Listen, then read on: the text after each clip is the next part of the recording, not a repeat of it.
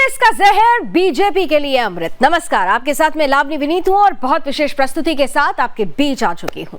यह प्रस्तुति इसलिए विशेष होने वाली है क्योंकि 10 तारीख करीब आने वाली है। कर्नाटक में इस बार सिरमौर कौन होगा, इसे लेकर जनता धीरे धीरे अपना मन बना रही है।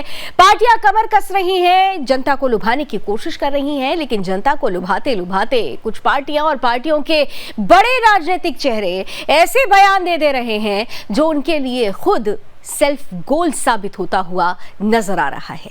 जी हां, एक बार फिर से कांग्रेस की तरफ से यही गलती हो गई है। कांग्रेस के राष्ट्रीय अध्यक्ष, कांग्रेस के वरिष्ठ नेता मल्लिकार्जुन खड़गे, जो पहले भी प्रधानमंत्री नरेंद्र मोदी को लेकर कुछ ऐसा बोलते हुए नजर आए हैं जो लगातार कांग्रेस की हार में कुंदन के रूप में नजर आया है। इस बार कर्नाटक चुनावों से पहले भी मल्लिकार्जुन खड़गे लुभा तो रहे थे जनता को। वायदे और दावे किस तरह से कर्नाटक की परिस्थिति को बदल सकती है कांग्रेस, इस पर वो बात कर रहे थे, लेकिन बोलते बोलते फिर से उन्होंने प्रधानमंत्री के लिए कुछ ऐसा बोल दिया जो कांग्रेस का जहर कहा जा रहा है, लेकिन बीजेपी के लिए अमृत साबित हो सकता है। इस बार पहले आपको याद होगा कि गुजरात इलेक्शंस में प्रधानमंत्री नरेंद्र मोदी के लिए रावण जैसी आपत्तिजनक शब्द का प्रयोग, और इस बार उन्हें सांप जैसा करार देने के बाद से ही कांग्रेस बैकफुट पर है। बीजेपी पूरी तरह से फ्रंट फुट पर बैटिंग कर रही है, माफी की मांग की जा रही है। मल्लिकार्जुन खड़गे सफाई दे चुके हैं, लेकिन भारतीय जनता पार्टी अभी भी इस सफाई को पूर्ण नहीं मान रही है।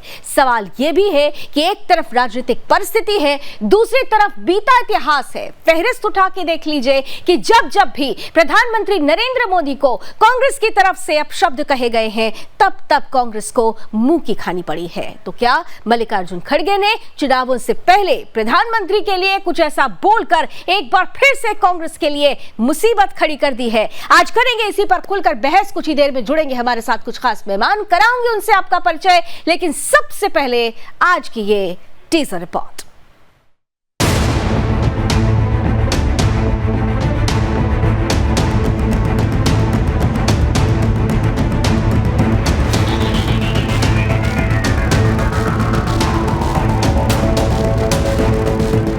कर्नाटक में चुनावी दंगल अपने चरम पर पहुंच गया है। राजनीतिक दल एक दूसरे पर वार प्रतिवार करने का कोई मौका नहीं छोड़ रहे। हर चुनावी मंच से जुबानी वार चल रहे हैं। कर्नाटक का गढ़ जीतने के लिए कांग्रेस और बीजेपी में तल्ख बयानबाजी हो रही है। एक और कांग्रेस अध्यक्ष मल्लिकार्जुन खड़गे पीएम मोदी की तुलना जहरीले सांप से करते हैं, तो वहीं जवाब खुद गृह मंत्री अमित शाह देते हैं। शुक्रवार को कर्नाटक के नवलगुंद में मंच से शाह ने कांग्रेस के सभी पुराने बयान याद दिलाते हुए कांग्रेस पर जमकर हमला बोला। शाह पुराने सभी आपत्तिजनक बयानों की फहरिस्त के साथ कहते हैं कि कांग्रेस की मति मारी गई है। मोदी जी को जितना गाली दोगे, कमल उतना खिलेगा। मल्लिकार्जुन खड़गे के जहरीले सांप वाले बयान पर आग बबूला कर्नाटक के बीजेपी विधायक बासनगौड़ा यत्नाल ने यूपी अध्यक्ष सोनिया गांधी को विष कन्या तक करार दे दिया। उधर जेवर्गी पहुंचे राहुल गांधी ने मंच से बीजेपी पर हमला बोला और कांग्रेस की जीत का दावा किया। राहुल ने कहा, हमारी सरकार आने वाली है, उसको कोई नहीं रोक सकता।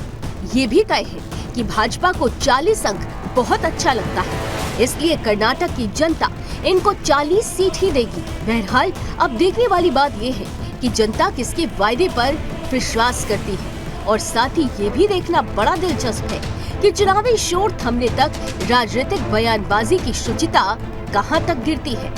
Bureau report, Sudarshan news.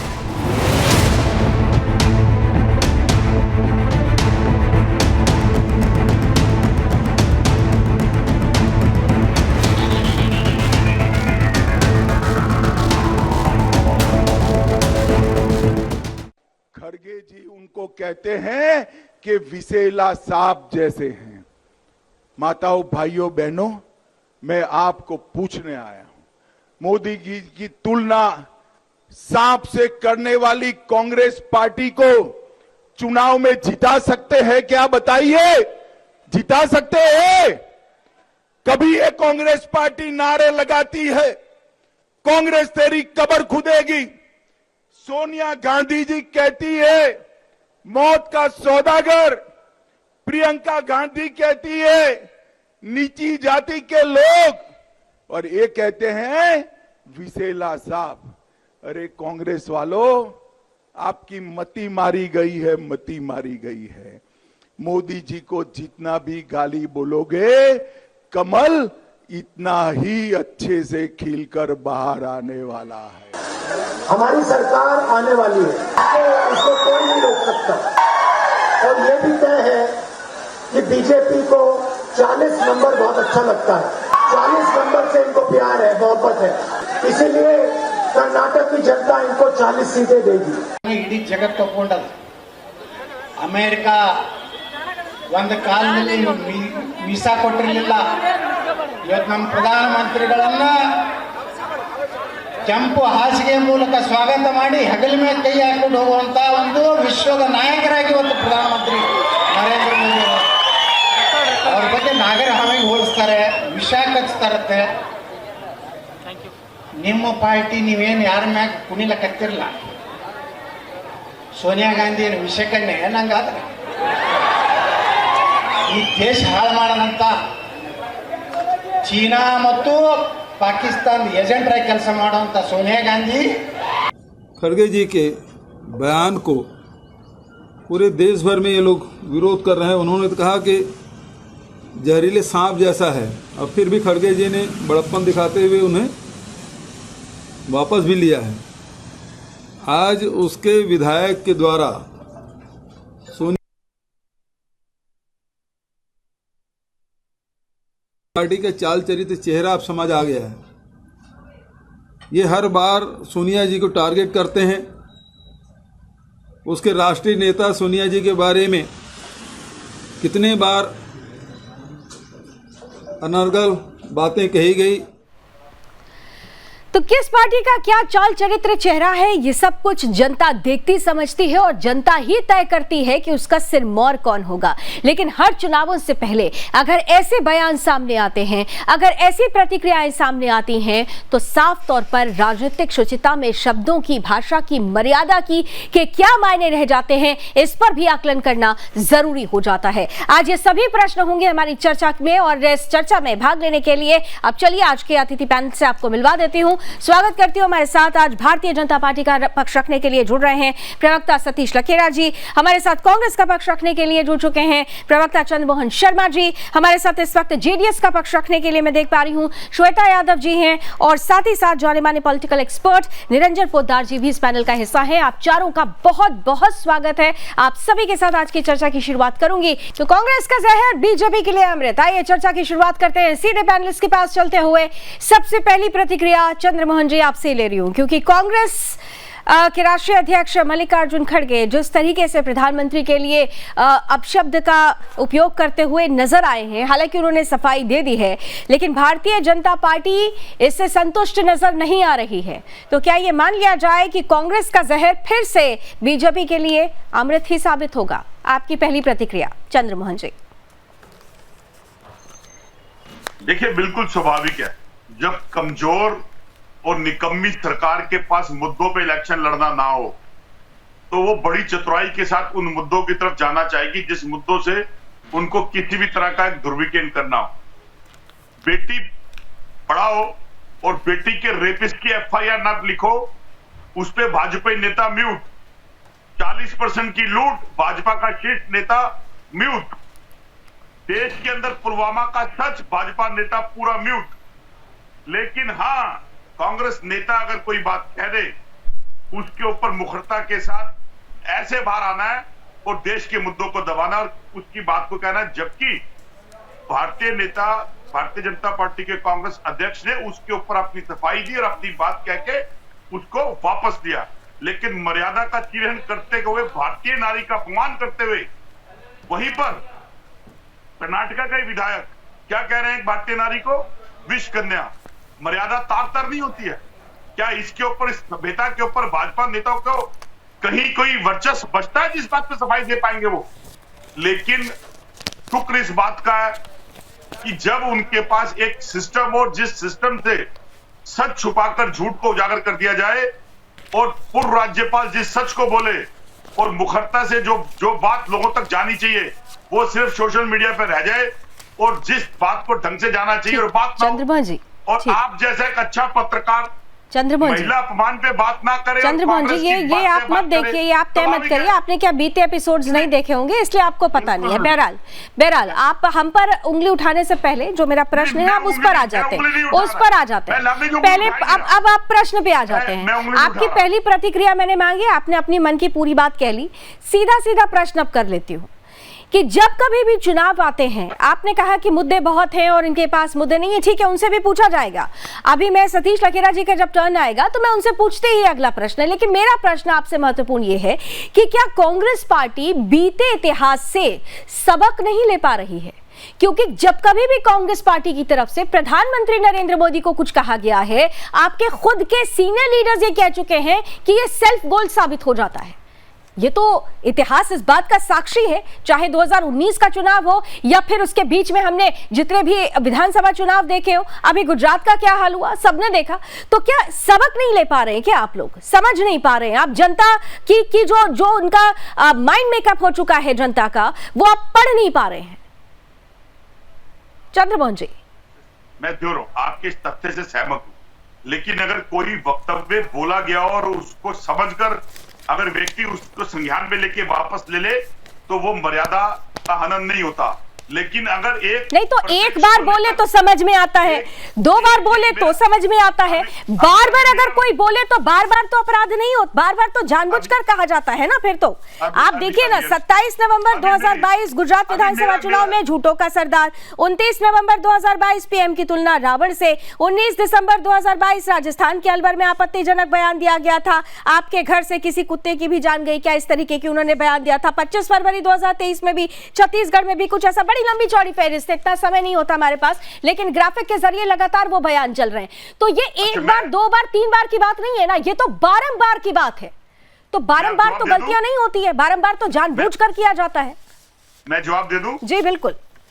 देखिए, अगर एक वक्तव्य को कहने के बाद उस वक्तव्य के लिए व्यक्ति उस चीज का एक्सप्लेन दे दे और उसके बाद उसी के बराबर के अंदर एक महिला का अपमान करते हुए उसे विष कन्या कहा जाए तो सोची समझी राजनीति होती है। ठीक है, चलिए इसी बात को ले जाती हूँ, सतीश जी के पास ले जाती हूँ। ठीक है, पॉइंट टू बी नोटेड, चलिए यही ले जाती हूँ सतीश जी के पास। सतीश जी, भाई वो कह रहे हैं कि उन्होंने तो सफाई दे दी, उन्होंने मान लिया कि उनसे गलती हो गई, उन्होंने उनकी सफाई आ गई, लेकिन उसके बाद जो भारतीय जनता पार्टी के विधायक की तरफ से कहा गया वो उसे फिर क्या माना जाए? सतीश जी।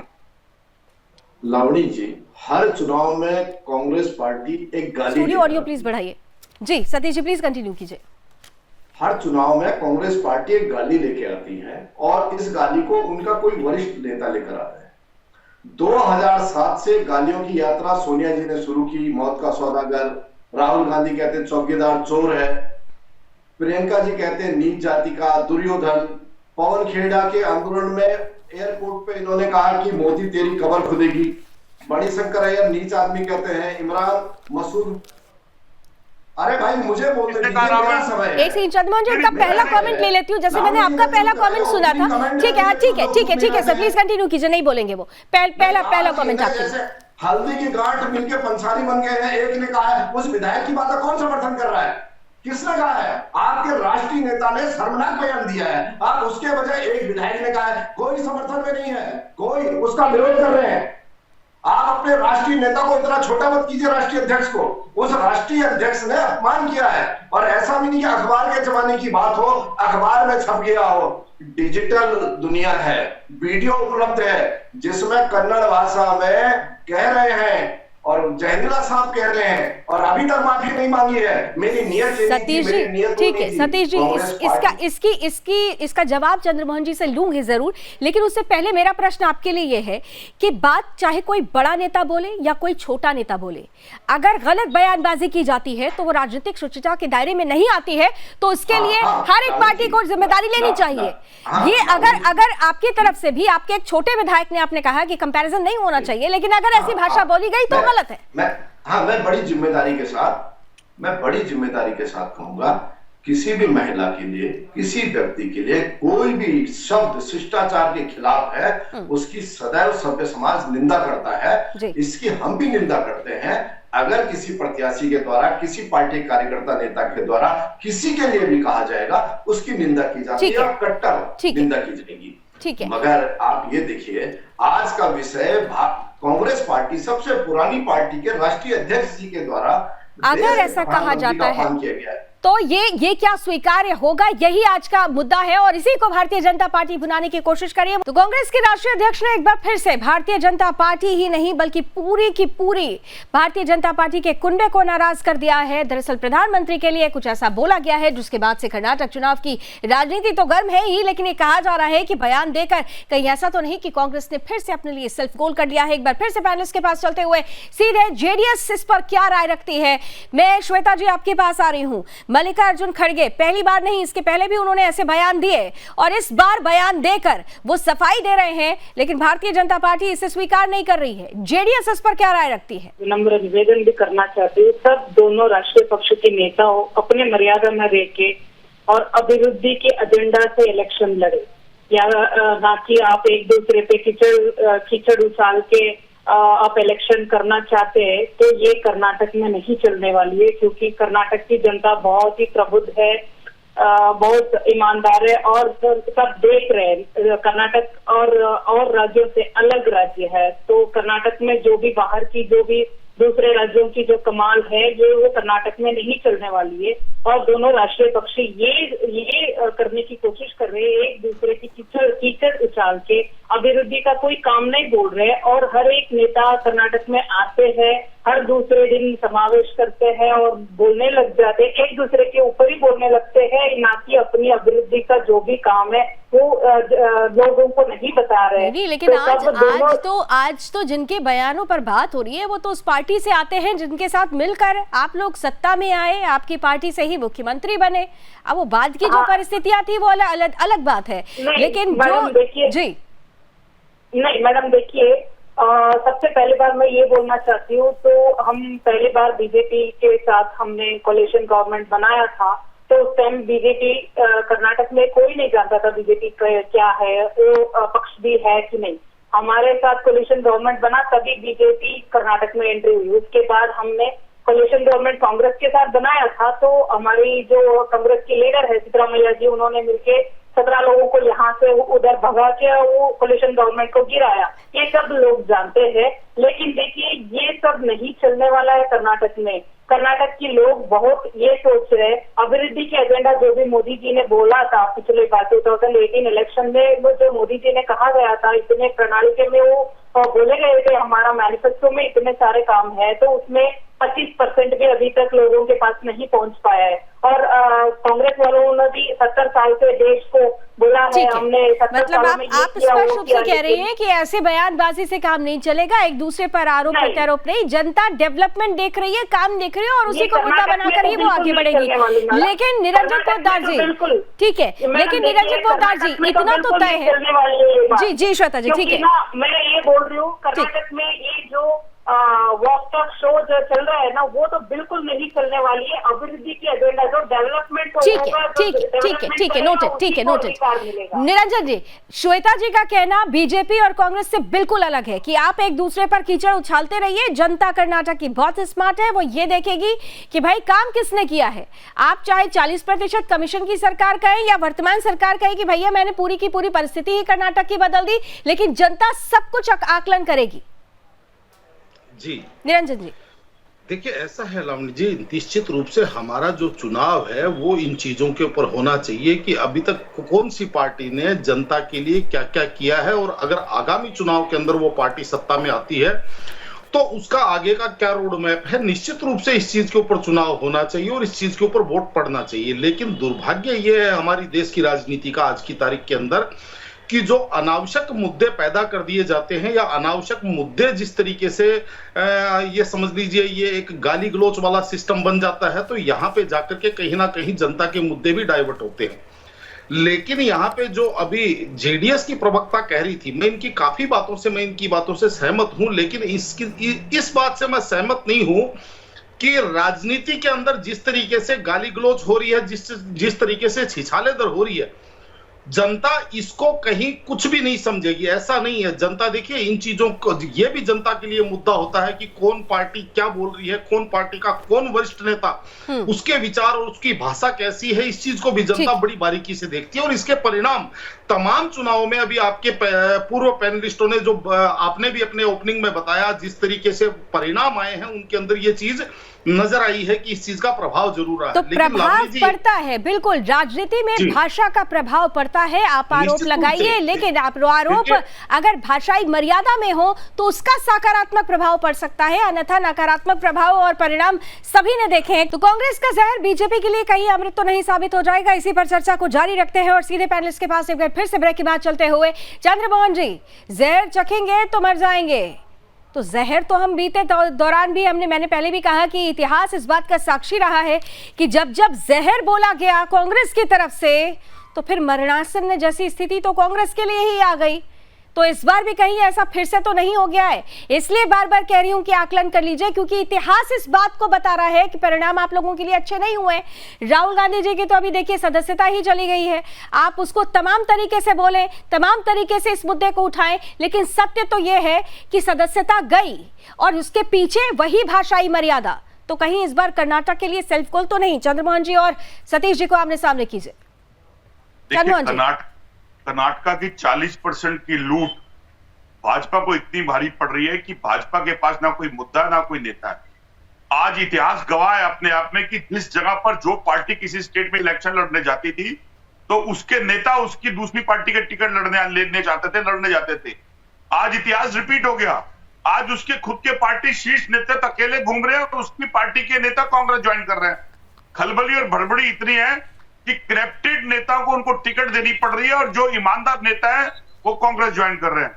मैंने पहले अपने बात में बोला कि 40% की लूट और भाजपा का शीर्ष नेतृत्व म्यूट, वो म्यूट जो बोलने की क्षमता रखता है, वो म्यूट जिसके वक्तव्य के अंदर बोलने की बात होती है, वो भी म्यूट कि जंतर मंतर के ऊपर देश के पहलवानों को जब मेडल जीत ले और तो उनके साथ फोटो खिंचवा ले, लेकिन अगर वो उनके रेपिस्ट किसी मंत्री के लिए एफआईआर दर्ज करने के लिए जाए तो उसकी एफआईआर दर्ज ना हो। उस पर भी भाजपा के वो शीर्ष नेता जो मन की बात करते हो वो म्यूट बैठे रहे।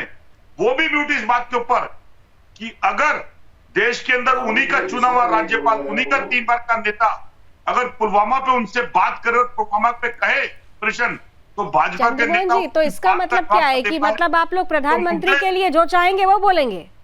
क्या इसकी फ्रीडम मिल गई है क्या आप लोगों को कि प्रधानमंत्री को गाली दीजिए, इसकी स्वतंत्रता मिली है क्या? बिल्कुल सतीश जी जवाब दीजिए। प्रधानमंत्री जी देश के प्रधानमंत्री है, प्रधानमंत्री जी भी किसी को सूख नखा कह दे, जर्सी गाय कह दे, सुप्रीम कोर्ट कह दे, लोकतंत्र है ये। लोकतंत्र के अंदर मर्यादा सबको रखनी पड़ेगी। लावड़ी जी मैं कुछ बोलूं? हाँ सतीश जी, आप दोनों आमने सामने हैं। नहीं, चंद्रमोहन जी ने बोल दिया इसलिए मैं बोलूंगा। माफी नहीं मांगनी है, ये इनके अंदर एक हट है कांग्रेस पार्टी में या गांधी परिवार के भीतर। माफी न मांगने के कारण उन्होंने अपनी सीट हमारे नेता चौधरी ने महामहिम राष्ट्रपति का अपमान किया और कहा कि मैं माफी नहीं मांगूंगा। इनके पवन खेड़ा ने अपमान किया, कहा माफी नहीं मांगूंगा। तो कांग्रेस नहीं मांगेगी। और ये दूध के बुरे लोग हैं जिनके प्रधानमंत्री ने कहा था पिज्जा बेचता हूँ 15 पैसा नीचे जाता है, ये 40% की बात करेंगे। 85% भ्रष्टाचार करने वाले। और सबसे बड़ी बात आज बीजेपी है मोदी जी के तौर में डायरेक्ट बेनिफिट ट्रांसफर, हर लाभार्थी के खाते में पैसा जा रहा है। सारे लीकेज आपके समय के बंद हो गए हैं। इसलिए कांग्रेस केवल चुनाव में गाली को आधार बना रही है, गाली पर चुनाव जीतना चाहती है। और गाली का रिएक्शन क्या होता है ये देख चुके हैं। इन्होंने चौकीदार चोर कहा तो पार्लियामेंट में लोकसभा में नेता प्रतिपक्ष की सीट भी गंवा बैठे, इनकी संख्या सिमट गई। अहंकार और बढ़ते रहिए, ढाई राज्यों तक सिमट गए हैं। अभी और देखिए फहरिस्त अगर फहरिस्त पर आ जाऊं, अगर फहरिस्त खोलने लग जाऊं तो ये 1 घंटा भी कम पड़ जाएगा, क्योंकि दोनों तरफ की फहरिस्त में ऐसे शब्दों का इस्तेमाल किया गया है। किसी ने ज्यादा और खतरनाक कर दिया है, कोई थोड़ा डाइल्यूटेड रहा है। शब्दों की मर्यादा तो इस हमाम में सभी कैसे हैं मुझे ज्यादा बताने की जरूरत नहीं, लेकिन महत्वपूर्ण बिंदु ये था कि क्या ये जब चुनाव होते हैं और चुनाव से पहले जब ऐसी बातें आती हैं तो इन बातों का एक बड़ा और वृहद प्रभाव पड़ता है। और आप लोग भी ये समझ रहे हैं, निरंजन जी, भारतीय जनता पार्टी और कांग्रेस दोनों ये समझ रही है कि 2023 में जिन जिन राज्यों में विधानसभा चुनाव हो रहा है, दरअसल ये लोकसभा चुनाव का लिटमस टेस्ट है। और अगर इसी परिस्थिति को कांग्रेस भाप नहीं पाकर ऐसी प्रतिक्रियाएं देती रही, ऐसे बयान देते रही, तो फिर लोकसभा तक तो बहुत मुश्किल हो जाएगी। देखिए लावनी जी, निश्चित रूप से मैं एक बात कहूंगा कांग्रेस के लिए कि जा को ना दारुण दुख दे ही वहां की मती पहले हर ले ही। और इन्होंने अभी तक भी जो इनके साथ पिछले 15 वर्षों के अंदर नरेंद्र मोदी जी के साथ जब से इनकी 1-to-1 राजनीति चल रही है उसके बाद में इन्होंने कभी समझा नहीं। 2007 से बात कर रहा हूं, 2007 में जब मौत का सौदागर कहा, उसके बाद में जब जब उनके ऊपर व्यक्तिगत हमले हुए हैं तब तब मेरे हिसाब से इनको मुंह की खानी पड़ी है। और अभी भी जिस तरीके से प्रधानमंत्री को विषैला सांप और पता नहीं क्या क्या कहा गया है कि भाई उसको चक्कर के देख लीजिए, अगर आपको नहीं भरोसा होता तो चक्कर के देख लीजिए, आप तो मर जाएंगे। निरंजन जी, निरंजन जी ठीक है, लेकिन मैं आपसे ही समझती हूँ कि ये केवल एक ही हिस्से को नहीं देखते ना। हम तो यहाँ पर क्योंकि दोनों तरफ की परिस्थितियां देखें, वार प्रतिवार तो दोनों तरफ से चल रहा है। अगर जनता आकलन करेगी, एक पार्टी का करेगी, तो दूसरी पार्टी के रिएक्शंस को भी ध्यान में रखेगी। जी लावनी जी, बिल्कुल ठीक बात है, लेकिन एक्चुअल में देखिए विष कन्या कहना भी बिल्कुल गलत है। लेकिन यहाँ पे समस्या क्या होती है, विष कन्या कहा है भारतीय जनता पार्टी के एक विधायक ने, एक अदने से विधायक ने, जिसकी यहाँ पे बैठे हुए प्रवक्ता भी कड़ी निंदा कर रहे हैं और उसकी भर्त्सना कर रहे हैं। क्या चंद्रमोहन जी या इनकी पार्टी का कोई नेता खड़गे जी के बयान की भर्त्सना कर सकता है? क्यों नहीं कर सकता? क्योंकि वो राष्ट्रीय अध्यक्ष है इनके। तो ये भी तो देखना चाहिए, बयान की निंदा होनी चाहिए। उन्होंने सफाई दे दी, लेकिन बयान की होनी चाहिए थी। चंद्रमोहन जी, फिर मैं उसके श्वेता जी आपके पास आती हूँ। देखिए, साफ गोई से अगर किसी बात को घुमा दिया जाए तो पोद्दार साहब आप भूल जाते हैं कि अगर कई बार मैंने ही इसी चैनल पे बैठ के डिबेट करी है, जिसमें अगर एक अदना सा कार्यकर्ता भी कांग्रेस का कोई बात कह दे तो उसको बड़ा सा कर देते हैं और आप बड़ी मुखरता के साथ उसको बड़ा कर देते हैं। अगर एक विधायक जो कर्नाटक का और वो बात कहे एक भारतीय महिला को, पूर्व अध्यक्ष को, तो आप ये कह के उसका पर्दा कर दें कि वो विधायक है और एक नहीं उसकी निंदा की गई। मैंने प्रश्न किया, मैंने सतीश जी से बकायदा ये प्रश्न भी किया, निंदा पोद्दार जी ने भी की और निंदा सतीश जी ने भी की। नहीं चंद्रमोहन जी, निंदा इस पैनल में बैठे हुए हर एक शख्स ने की। मैंने प्रश्न में भी और शुरू में भी मैंने सतीश जी से भी सवाल किया कि कोई छोटा बोले या बड़ा बोले, गलत है। और सतीश लखेरा जी ने इस बात को स्वीकार किया कि इस भाषा की निंदा करता हूं। लेकिन सवाल यह है कि मल्लिकार्जुन खड़गे जो कह रहे हैं, आप में से किसी भी लीडर ने, किसी भी प्रतिनिधि ने इस बयान की निंदा तक नहीं की। बस कहा जा रहा है सफाई दे तो दी, माफी मांग तो ली। अरे ये तो बोलिए कि जो कहा गलत कह दिया, सफाई दे दी, माफी मांग ली, लेकिन बयान गलत दिया, इसे क्यों नहीं स्वीकारा जा रहा है? लावनी जी, अगर देश के प्रधानमंत्री या देश के भाजपा के किसी नेताओं की, मैं इसको स्पीड ऑफ टंग तो नहीं बोलूंगा, लेकिन अगर फिसल जाती है वो तो सफाई भी नहीं देते हैं। मेरे अध्यक्ष ने कम से कम इस बात की सफाई तो दी कि मेरा परिपक्ष उस पे नहीं था, मेरा भाजपा पे था। इलेक्शन के दौर के अंदर किस तरह के परिपक्ष आते हैं, गलत कहा या नहीं कहा? गलत कहा या नहीं कहा? देखिए, उनका परिप्रेक्ष्य गलत विषय पे नहीं था, एक राजनीतिक परिप्रेक्ष्य के ऊपर कहना। क्या दोबारा उनके बयान को, मोदी जहरीले सांप की तरह है, मोदी जहरीले सांप की तरह है। आप इसे जहर समझे या ना समझे, लेकिन अगर आप इसे चखोगे तो मर जाओगे। गलत कहा या नहीं कहा? को डंक मारता है। नहीं और एक चंद्रमोहन जी, नहीं, पहली लाइन ही सुन लीजिए ना। चंद्रमोहन जी, आपकी सीमाएं मैं समझ सकती हूँ, मैं कह रही हूँ गलत कहा या नहीं कहा। मोदी जहरीले सांप की तरह है, चखोगे तो मर जाओगे। मेरी सीमाएं मेरे अपने परिप्रेक्ष्य के अंदर है। मैं देश का वासी भी हूं, लेकिन उस देश के वासी के परिप्रेक्ष्य के अंदर होने की बातें बता दीजिए, जो कहा सही कहा या गलत कहा। अगर भाजपा का सीट लेते तो मेरी देशवासी होने के नाते बता दीजिए, जो कहा गलत कहा या नहीं कहा। मैं बोल रहा हूं आपके चैनल के ऊपर, अगर मेरी अध्यक्षता के लिए विष कन्या कहने वाले व्यक्ति के लिए भाजपा के बड़े नेता माफी मांगेंगे, हम उससे इसका मतलब कि आप कहीं ना कहीं से मल्लिकार्जुन खड़गे के बयान को एंडोर्स कर रहे हैं, यानी आप एंडोर्स कर रहे हैं। ठीक है सतीश जी, चलिए, उन्होंने एंडोर्स कर लिया कि मल्लिकार्जुन खड़गे ने जो कहा, भाई जब सफाई दे दी, लेकिन गलत नहीं कहा उन्होंने। एक देश की महिला का अपमान करना, उसे विश करना कह देना, उसे जर्सी गाय कह देना, उसको 50,000 की गर्लफ्रेंड कह देना, क्या देश दिखाता है इन बातों को? सतीश ठाकेरा जी, राहुल जी, आज सभी चैनलों पे कांग्रेस के प्रवक्ता एक ही जो इनको मैसेज मिला वही कह रहे हैं, घूम फिर के उस नेता के बयान को जिसको सभी पार्टी के लोगों ने कहा है उसकी निंदा की है। हम तो यहाँ ये भी नहीं कह रहे कि इनका एक प्रत्याशी यूपी में अतीक अहमद को भारत रत्न की मांग कर रहा है, वो छोटा विषय है, वो सभासद नहीं तो उसे सस्पेंड भी कर दिया, उसे निलंबित कर दिया, उसे निलंबित कर दिया, सस्पेंड कर दिया गया, कार्रवाई हुई उस पर। अभी एक गंभीर बात है और बड़े चैनल पे चंद्रमोहन जी आप हैं, आप अपने समय रोकिए। देखिए खड़गे जी सीनियर पार्लियामेंटेरियन है, लंबा समय उनका संसदीय जीवन का है, उन्होंने कभी हल्की बात नहीं की है, मगर उनका राष्ट्रीय अध्यक्ष बनने के बाद गुजरात चुनाव से पहले रावण कहना, अभी जहरीला सांप कहना, यह बताता है कि जिस लीगेसी के साथ, जिस श्रृंखला के साथ गांधी परिवार गाली देता है और मजबूती से खड़ा रहता है, उसी तरीके से उसी लाइन में मजबूरी में खड़गे जी ने कहा है और उसी लिए हमारे पार्टी के लोग घूम फिर के भी ये कांग्रेस के जो मित्र हैं, श्वेता जी कुछ कहना चाहते हैं? उन्होंने गलत कहा है, ये शर्मनाक बात है, शर्म की बात है कि इतने बड़े राष्ट्रीय नेता, सबसे पुरानी पार्टी के राष्ट्रीय अध्यक्ष के द्वारा अगर ऐसा कहा जाता है तो फिर उसे गलत को गलत क्यों नहीं कहा जा रहा है? श्वेता जी कुछ कहना चाह रही हैं, जेडीएस से हैं श्वेता जी, महिला भी है और बात रखनी चाह रही है अपनी। नहीं मैडम, देखिए ये दोनों राष्ट्रीय पक्ष जो है वो यू टर्न मारने में और कमीशन लेने में नंबर 1 है, वो कर्नाटक में फेमस हो गए हैं। तो अभी मैं पहले बोलना चाहती हूँ, जो बीजेपी की नेताओं है, कर्नाटक की नेता जो है, तो उन्होंने जेडीएस को भी टारगेट किया, बहुत बार किया है और कांग्रेस लोगों को भी किया है, लेकिन कभी भी सामने आकर कभी नहीं बोला हमने गलत बोल दिया, हमको माफ कर देना, ये कभी नहीं बोला है। लेकिन अभी आज की डेट में वो कैसे एक्सपेक्ट कर पा रहे? जैसे हमारे जेडीएस के नेता है एचडी देवेगौड़ा जी, उनके लिए भी बहुत बार कहा गया है, उनको भी निंदन कर दिया है, लेकिन अभी तक कोई भी बीजेपी का नेता जो भी सामने आके फ्रंट लाइन में आके कभी भी क्षमा सॉरी बोलने की या कुछ बोलने की हिम्मत नहीं की है। लेकिन ये दोनों राष्ट्रीय पक्ष कांग्रेस है और जो बीजेपी है, तो कमीशन बेस्ड पार्टीज है। तो नहीं श्वेता जी, एक बात क्लियर कीजिए, आपने कहा कि बीजेपी के लीडर्स ने कभी माफी नहीं मांगी, चलिए यानी कि आप ये कह रही हैं कि मल्लिकार्जुन खड़गे ने आके सॉरी बोल दिया, देन एवरीथिंग इज डन। तो क्या क्या क्या बैकडोर से कुछ चल रहा है क्या?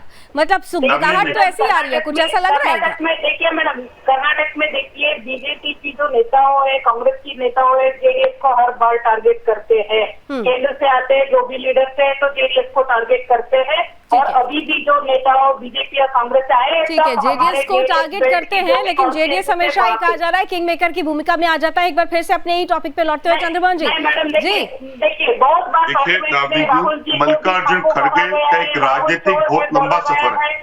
मल्लिकार्जुन खड़गे जहाँ कई बार विधायक रहे। ओके श्वेता मैडम, ठीक है। चंद्रमोहन जी देखिए लावनी जी, मल्लिकार्जुन खड़गे जी का एक राजनीति का बहुत बड़ा लंबा सफर है, जहां वो कई बार विधायक रहे और राजनीति के अंदर राज्यपाल और शासिका के रूप में रहते हुए आज कांग्रेस के अध्यक्ष भी हैं। वो अपने परिप्रेक्ष्य के अंदर बड़ापन दिखाते हुए अगर उन्होंने कोई बात कही उसको एक्सप्लेन करा, क्या उस मर्यादा के ऊपर एक वृद्ध और एक सीनियर नेता का अपमान करने की और उसके परिपाटी के ऊपर उसी की पूर्व अध्यक्षा का अपमान करना क्या सोची समझी राजनीति नहीं है? क्या मुद्दों का ध्यान भटकाने की नहीं है? जिस 40% लूट के ऊपर इलेक्शन कर्नाटक का हो रहा है, जिस बेरोजगारी के उसे भी गलत कहा और इसी पर प्रश्न भी किया। लेकिन चंद्रमोहन जी, आपने खुद कहा कि जब हम मल्लिकार्जुन खड़गे की बात करते हैं तो मतलब एक वेटरन पॉलिटिशियन अगर एक बार नहीं, 2 बार नहीं, बार बार अगर ऐसी बातें करे और फिर सफाई दे तो इसको तो नहीं सही कहा जाएगा।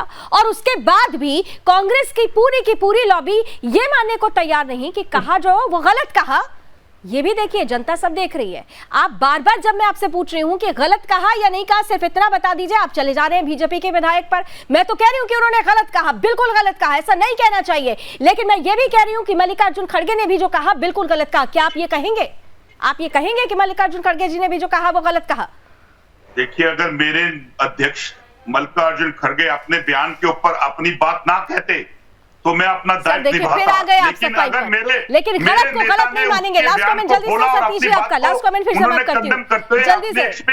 देखिए यही बात है, यही आपका एटीट्यूड, यही एटीट्यूड जनता देख रही है, यही एटीट्यूड जनता देख रही है चंद्रमोहन जी, कांग्रेस को देख रही है जनता। जल्दी से सतीश जी 5 सेकंड लास्ट आप कमेंट। ये एक नैरेटिव है, इस नैरेटिव को आप पेश कर रहे हैं। नैरेटिव देश की जनता के सामने, कर्नाटक की जनता के सामने मुद्दा है। वो 40% लूटता है, विधायकों का है, बेरोजगारी का है। ठीक है, थैंक यू सो मच। मुझे बीच में इंटरप्ट करना पड़ रहा है क्योंकि समय की कुछ सीमाएं हैं। थैंक यू सो मच, लेकिन इतना जरूर है, बहुत बहुत धन्यवाद आप सभी का हमारे साथ जुड़ने के लिए। इतना जरूर है, देखिए ये कर्नाटक का चुनाव है और इस चुनाव को बिल्कुल हल्के में नहीं लेना चाहिए क्योंकि दक्षिण का द्वार इसे अगर माना जा रहा है और जिस तरीके से भारतीय जनता पार्टी ने यहां पर तेज प्रचार शुरू किया है और फिर कांग्रेस के राष्ट्रीय अध्यक्ष की तरफ से ऐसे बयान का दे देना और उस बयान पर सफाई देना लेकिन उसे गलत ना मानना, ये सब कुछ जनता देख रही है। जनता बहुत स्मार्ट हो चुकी है, इसलिए कर्नाटक चुनाव में उतर रहे हैं आप सभी पॉलिटिकल पार्टीज, लेकिन जब चुनाव प्रचार करिए तो भाषा की मर्यादा को जरूर ध्यान में रखिए। राजनीतिक शुचिता अगर बरकरार रहेगी तो जनता आकलन करते समय भी बहुत कुछ देखेगी, आपके लिए अच्छा भी और बुरा भी। सोचिएगा जरूर। अभी बस इतना ही। देश और दुनिया की तमाम खबरों के लिए आप जुड़े रहिए सुदर्शन न्यूज के साथ। जय हिंद।